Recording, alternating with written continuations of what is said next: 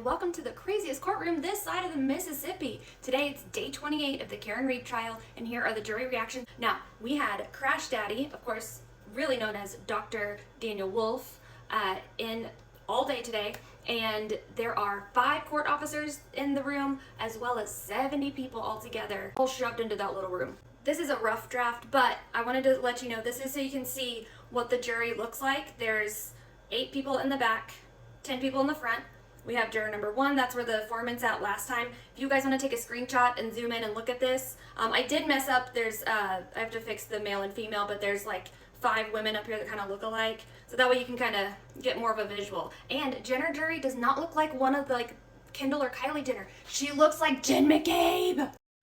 Anyways, another shocking revelation is that this little cutie right here is Alan Jackson when he was actually serving in the Air Force, and he was a jet pilot mechanic. So that is why he is so good at physics. So he knows what he's talking about, and look how cute he is, you guys. The defense was being extremely strategic by having the adorable Alessi toss the alley-oop and then have Jackson dunk it. And of course, we cannot forget about the handsome David Yannetti, who once said that he didn't think that he could ever speak in public, let alone be a defense attorney. Then we have the elusive and beautiful Liza Little, who I hear skateboards and actually will go skateboard during breaks, which, how cool is that? All of my sources are actually in the courtroom, and they do report their findings on X, so you can follow Sue O'Connell, Jessica Machado, Aidan Kearney, aka Turtleboy, for more information. Machado says that sick juror is actually looking much better today and really likes the way that both her and the Jenner juror are dressed today, and said that the jury is serving Luke's, and maybe it's because Crash Daddy is in today. And before everything gets started, there's no interaction whatsoever between the jury. Now, once everything gets started and we're on direct with Jackson, all the jurors, except for one, are taking notes because the uninterested juror who normally just holds his notebook or clipboard is actually using it today. So that's good news. All but one juror are taking notes. They are intently listening and intensely writing in their notebooks. Now, note taker juror, who's about 60, is going ham on his notebook with his notes. Machado says that everyone is going to town on their notes. 11 jurors write down when Dr. Wolf testifies that his analysis was independent, and lots of jaws just dropped whenever he was talking about his canon, and they were just so into it. And one girl was even looking kind of out, like she was stoically like kind of picturing what he's talking about. I mean, they are so into this testimony, and that was just what they did for the first trial. And a lot of the jurors that are normally really stoic are actually showing a lot more heightened attention to this testimony. And the one juror that does not take notes, juror number 1, is just staring at the witness. So we don't know anything about him really. Can't really get a read on him. Time where Dr. Wolf is dismantling Welcher's Timu version of a 2nd grade science project. And one of the jurors is really smiling whenever Jackson is asking a question about Welcher's costume, and then he can't get the question right, and then Dr. Wolf ends up answering the question with the exact same thing he said. All the jurors are really interested and taking notes when Dr. Wolf is explaining how Welcher's experiments weren't scientific or serious, and he pretty much calls, according to Turtleboy, pretty much calls him a basic B. I think he's pretty much a quack. I mean, I get maybe it's like a flair for attention, but it kind of reminds me of when I had to do a salt dough project for school of like a country or a state, and my mom ended up overnight going in and putting glitter all over it and then making little bunnies go across. It was cute, but not part of the assignment. I love my mom though. Turtleboy and Machado are noting how much this jury is taking notes today. They've both never seen them take this many notes, and sometimes they can't even see their faces because their heads are just down while they're going to town on their notebooks. And every time that Dr. Wolf points out something that Dr. Welcher did not do, the jurors are writing down.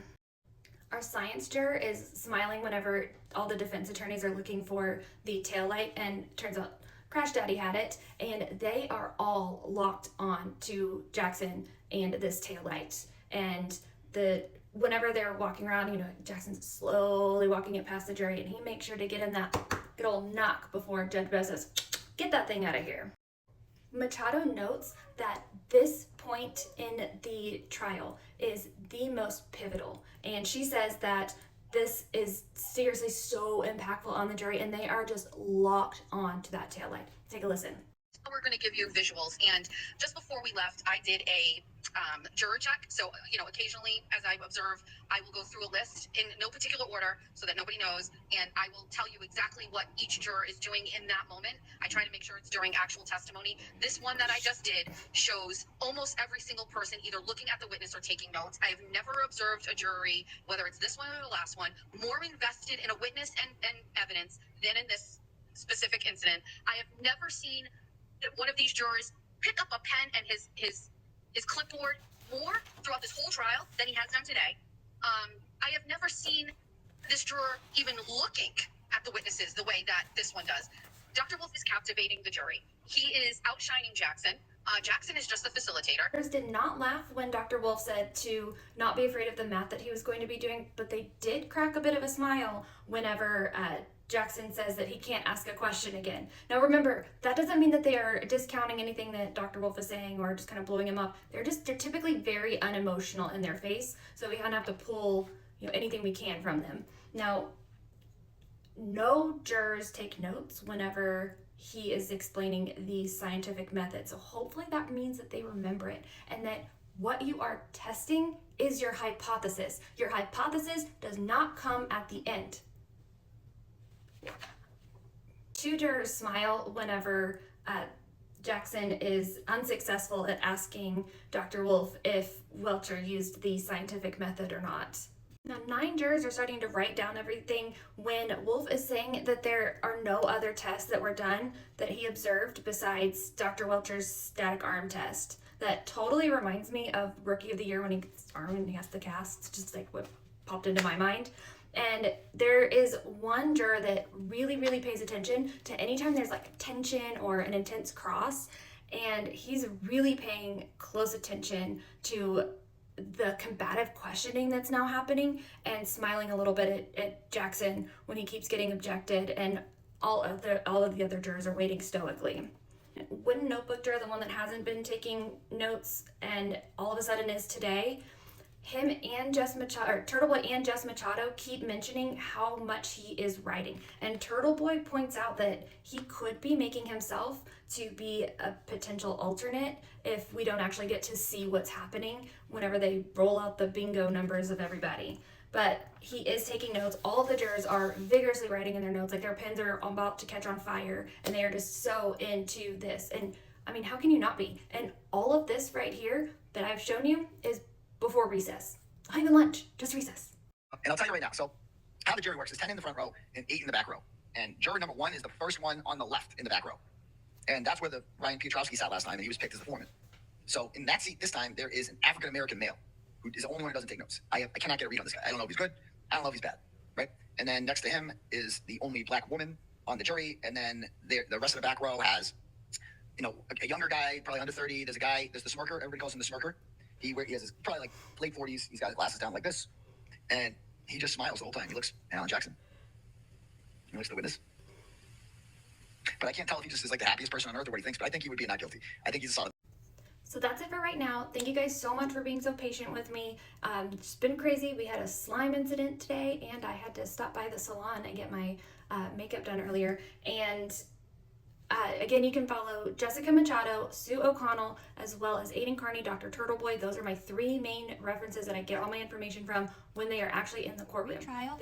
We have Dr. Wolf, aka Crash Daddy, still on a stand with Jackson still on direct. We just got back from recess, and I wanted to touch on something really quickly because Sue O'Connell mentioned it in her notes, as well as I heard about it on several different podcasts and the YouTube shows that I like to watch the trial on, like Emily D. Baker and Melanie Little.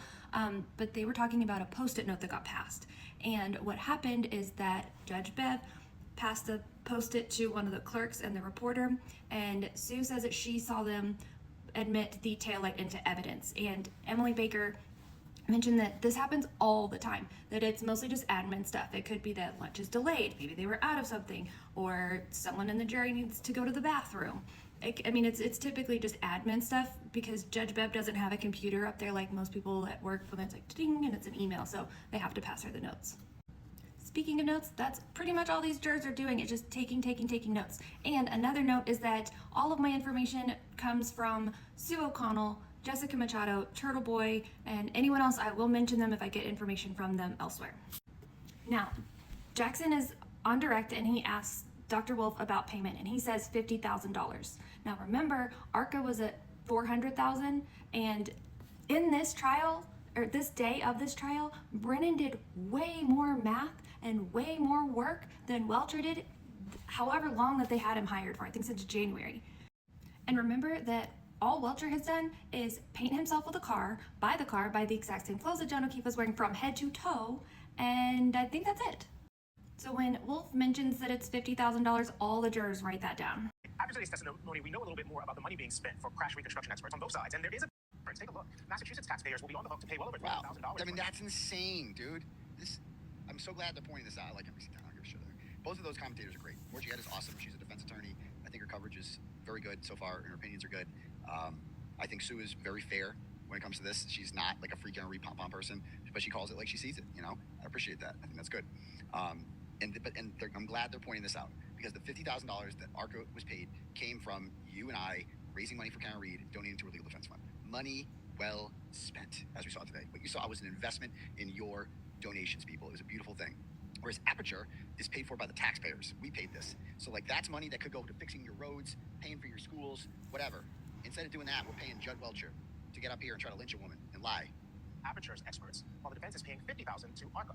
Both sides probably have logistical expenses, and of course the FBI presumably billed ARCA for work that seems to now be benefiting the defense. So the jury has this information through testimony. So Ronald, I guess starting with you, is this something that you weighed? Did you even have any of that information during the first trial? No, we didn't have any of it. Would it have mattered? So looking back at it, I don't think it would have mattered. I think all we would have cared about, at least based on our charges, to look at the evidence that was presented. Not to bore you guys too much, but I did want to touch on the insurance thing. I am actually a licensed insurance agent in Texas. I know I mentioned that I have a master's degree in elementary education, but I currently don't use that in a classroom setting because I wanted to stay home with my kids, and I can do that with my job. And I can tell you right now that Karen Reed's insurance company did not pay for this. If you are being tried for something criminally, it's not going to be paid for by your insurance company. And let's say it was her auto insurance or anything like that. It does not work like that. What you do is you get in an accident, and then an adjuster comes out, someone that works at the company, and they say, okay, it's going to be this much. And then a shop, you take your car to a shop, and they say, okay, it's going to be this much. And then it's up to the insurance company. They're not going to send out an additional company to test how you got into an accident. They don't care. All they want to know is whose fault it was and how much it's going to cost to fix it. That's it. So during tests B and C, these jurors are into this testimony and these videos. There is one juror that's pretty young that has just been enthralled, and he is so into this testimony. And he can't believe that he's watching a crash test dummy get hit by a vehicle. And all of the jurors are just soaking this information in. They are just in awe of what they're seeing. Probably especially compared to what Welcher did, which was not good. But then we go to a sidebar, and I wanted to note this sidebar because the defense team actually left a picture of the crash test dummy on the screen, and the crash test dummy is pretty much wearing a very similar outfit to John O'Keefe, but not for the creepy reasons Welcher was wearing the outfit. They were using it to see what would happen to that specific type of fabric with the specific type of hit that it's going to take, because that is important. You're not going to see if something gets hit on something soft versus something hard. You have to have the same material, but you don't need to wear the same material if all you're going to do is slowly act out what you think or are supposed to say happened.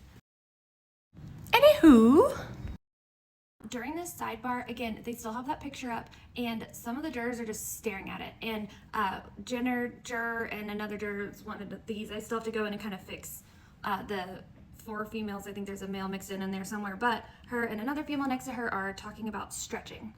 Then they come back from the sidebar, and lots of notes are still being taken, and everyone is really into this. Each person has noted how much they are seeing the jury take notes on this testimony. Like, they have not seen these people take notes this much at all. Now let's just stop right there. Like, we just hit a man reversing at 24 miles an hour, and he pirouettes into the air because there's one juror that normally is a pretty good note taker, but now she stopped. She just crossed her arms and is just watching as the tests continue to go. And I have to wonder if it's because she's just like, okay, I get it. What the other people are saying didn't happen. I got it. Now, 11 jurors are writing down whenever Wolf is sharing his opinions, and there's one juror who I feel is just really empathetic. Sue O'Connell points out that she makes a pained face at the 29-mile-per-hour video, and everyone else is just really watching very, very intently. But this is the same juror that has had visible reactions to the clothing as well. And all but 3 write down when Wolf says that all of these tests have been inconsistent with what Welcher said, as well as what the Commonwealth is trying to say happened. I know that this is supposed to be serious stuff because Karen Reed's life is pretty much on the line, and that the Rescue Randy doll is actually something that is a very important tool for police officers, military, firefighters, anyone that's in some kind of helpful medical field. More information on Rescue Randy. I also found this adorable post where they have Trauma Ted over there in the coral shirt, and then Quarantina because it's 2020, and I just thought that was really funny. Also, another side note, if you guys have a chance, please go watch. It's the second, well, all of the crash test dummy parts with Melanie Little on her YT channel, and Mark Betterow is on there. They're hilarious. Betterow says that he is pirouetting as he gets hit, and that he kind of looks like Trooper Paul. So Dr. Wolf says that all of his testings were inconsistent with Welcher's and what the Commonwealth is claiming happened. Then Jackson's done with his direct and they take lunch. And that's going to be the end of this video. But I did want to leave you guys with something that Turtleboy said on one of his tweets. He said that almost every juror all day has been taking notes. It seems clear to them that he wasn't hit by a car, but that John O'Keefe is dead and that someone killed him. So that's what we know, and it's up to the jury to find out. And it sounds like they're a little bit smarter. It did scare me a little bit to see Ronnie. I think Ronnie just really likes his 15 minutes of fame and is just having fun being on camera. And I don't know if he's speaking for everyone in the jury. I can't imagine that the lawyer Victoria George would be agreeing with him, because she's very, very smart. And she's a lawyer, and I mean, unless they don't have common sense, but I don't know. But this jury does seem to be getting it a little bit more. So now we're back from lunch, and Brennan is now doing cross with Dr. Wolf. He seriously makes my stomach hurt, and all I think of is just like a weaselly man, and ugh. Now for this part of the testimony, Turtleboy and Jessica Machado have had to leave the courtroom. Jess's son graduated, congratulations to him, and I don't know why Turtleboy left, but Turtleboy did say that the entire time that Dr. Wolf was on direct, that Brennan was staring at him, like straight up glaring. And I have to wonder, like, if Brennan has some kind of like vendetta against him. I don't know why Brennan hates this man so much, because he did not do this to Dr. Rentschler. I have no idea what is up Brennan's you-know-what. Okay, so I can't look at Brennan. He like literally makes me feel sick, so this can be Rescue Randy Brennan for now. So Brennan asks about if Wolf had ever worked with insurance companies, and he says no. And guys, I'm gonna give you a quick insurance lesson real quick. So your personal liability from your homeowner's insurance is something that would cover you in a trial, unless you're in a criminal trial. I couldn't look at that guy either. So this is my current jury seating chart, and I'm going to make it prettier and easier to read, but this way you can kind of get a picture of what I'm going to be talking about coming up. So the jurors are still paying attention, but they're kind of taking less notes, and some of them are looking inquisitive, maybe about the FBI. Now one juror has a skeptical or frustrated look on her face, and like there are some of the jurors that were so into Dr. Wolf's testimony earlier when he was on direct with Jackson, and now they're kind of seeming less into it. Okay, so in part 2 of day 28, I mentioned a juror that was done to sat back, folded her arms. You guys, it's about to get crazy. Another juror sits back, folds her arms. Then another juror sits back and folds his arms. And just a quick side note, I did want to put in there that Sue wanted to make sure that everyone knew that she did not know why skeptical looking juror was skeptical. And then she put in ellipses, so to read between the lines.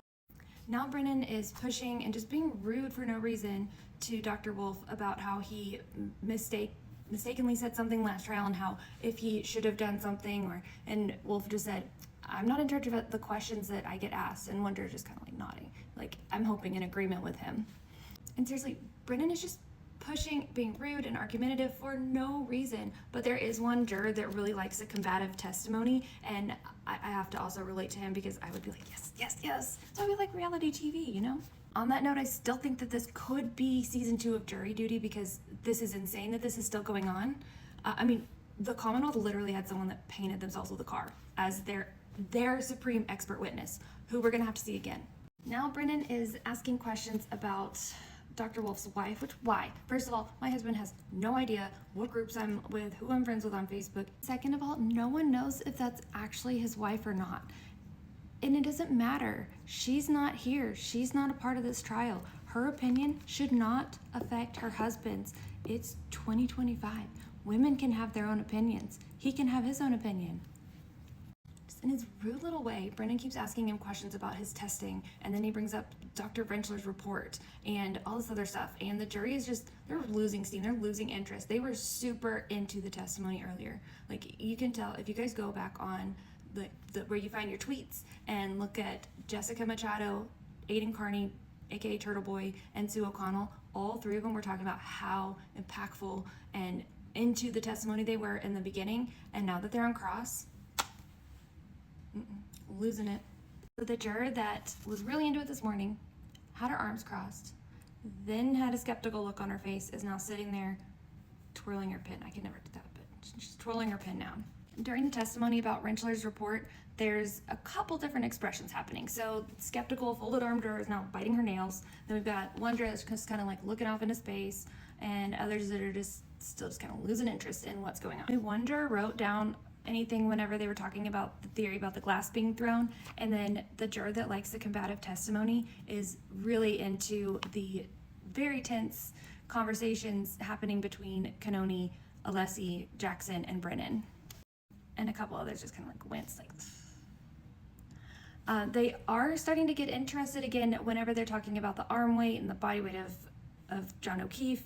And I can't understand why Brennan is making such a big deal about this when he literally brought in Shannon and Tobias Bluth for his perfect, amazing experts that did nothing. They wasted $400,000. Brennan, you have done more math in this testimony right here than they have done since they got hired. The one science juror is really into this, and then there's a couple math jurors that are also really into this testimony, and they are all taking notes. They're getting a little bit more interested, and one juror actually laughs whenever Wolf says he can't answer a question. O'Connell says that she really can't tell at all how this is impacting the jury at this point. A lot of the jurors are writing notes whenever he talks about the body mass index and the difference between that and the testing, and whenever he is talking about the 26% difference, as well as they're just super attentive when Brennan is using ARCA's own work to try and confirm his theory. And they're all attentive, they're all paying attention, but I hope they're not buying it. One juror writes down when Brennan is asking Wolf if he knows the speed at the actual crash happened, and then about 6 jurors are writing down whenever Brennan asks Dr. Wolf about the foot and the sneaker. 5 jurors write about when Wolf testifies that there was no damage to the panel during his tests. Brennan is done. Now Jackson goes back up on redirect, and all the jurors are kind of perking back up a little bit. So now Jackson's playing the 24-mile-per-hour video, and 13 jurors are writing down whenever he asks Dr. Wolf if a shard can go any faster, and Dr. Wolf says no, it's not physically possible. And then 6 jurors write down whenever he talks about the road rash damage, and then Wolf again establishes that he was not hired by an insurance company. And then many are writing down as Jackson is talking about how there's no report showing the weight of John O'Keefe's arm. So this is a funny little tidbit, but Yannetti had told everyone that he is suffering from allergies, and then he sneezes, and Brennan says, "God bless you." And Sue O'Connell literally ends her tweet, and the defense ignores him, LOL. The jurors are dismissed for the day, and that's it for their reactions. I did want to say I heard a rumor that Dr. Rentschler might be able to testify about dog bites to his arms, or dog bites to John O'Keefe's arms, because he was actually a part of a testimony or medical something with someone that had that. For more information regarding that, pop on over to Joe Flipperhead. He's got all the info on that. Thank you guys so much for being patient, so sweet and kind, and for telling me that you're enjoying these videos, because I can't tell you how much that means to me. I wanted this information, so I figured there might be other people out there that wanted it too. So that really means everything. And we have Saharan dust here in Texas, and it's either that and combined with allergies, and I'm exhausted, so I'm gonna go to sleep so I can be ready for jury duty tomorrow. So see you guys then. Bye.